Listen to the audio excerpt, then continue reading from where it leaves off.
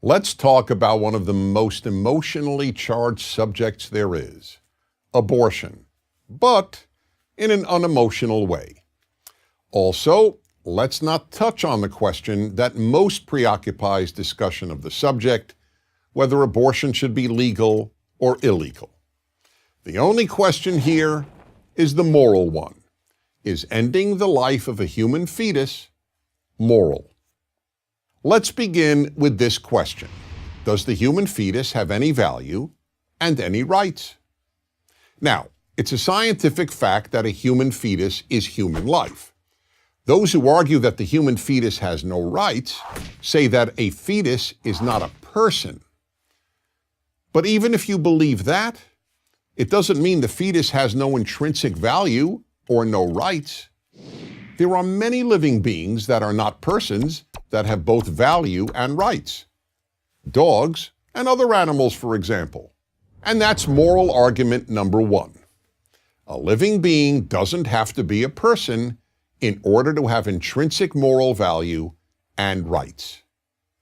When challenged with this argument, people usually change the subject to the rights of the mother, meaning the right of a mother to end her fetus's life under any circumstance, for any reason, and at any time in her pregnancy.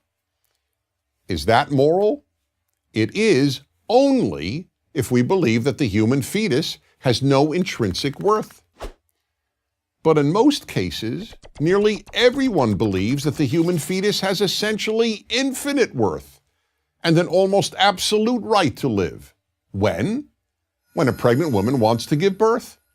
Then society and its laws regard the fetus as so valuable that if someone were to kill that fetus, that person could be prosecuted for homicide. Only if a pregnant woman doesn't want to give birth do many people regard the fetus as worthless. Now, does that make sense? It doesn't seem to. Either a human fetus has worth or it doesn't. And this is moral argument number two. On what moral grounds does the mother alone decide a fetus's worth? We certainly don't do that with regard to a newborn child. It is society, not the mother or the father, that determines whether a newborn child has worth and a right to live. So the question is, why should that be different before the human being is born? Why does one person, a mother, get to determine whether that being has any right to live? People respond by saying that a woman has the right to control her body. Now, that is entirely correct. The problem here, however, is that the fetus is not her body. It is in her body. It is a separate body. And that's moral argument number three. No one ever asks a pregnant woman, "How's your body?" when asking about the fetus. People ask, "How's the baby?"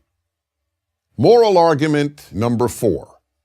Virtually everyone agrees that the moment the baby comes out of the womb, killing the baby is murder.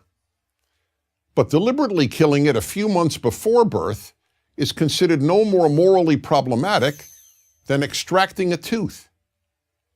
How does that make sense? And finally, moral argument number five.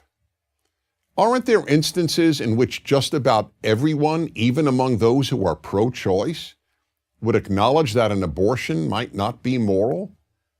For example, would it be moral to abort a female fetus solely because the mother prefers boys to girls, as has happened millions of times in China and elsewhere? And one more example. Let's say science develops a method of determining whether a child in the womb is gay or straight. Would it be moral to kill a gay fetus because the mother didn't want a gay child?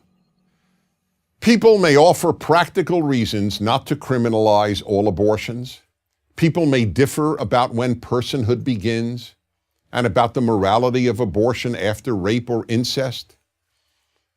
But with regard to the vast majority of abortions, those of healthy women aborting a healthy fetus, let's be clear.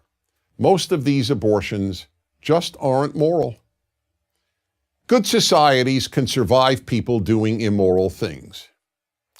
But a good society cannot survive if it calls immoral things moral. I'm Dennis Prager.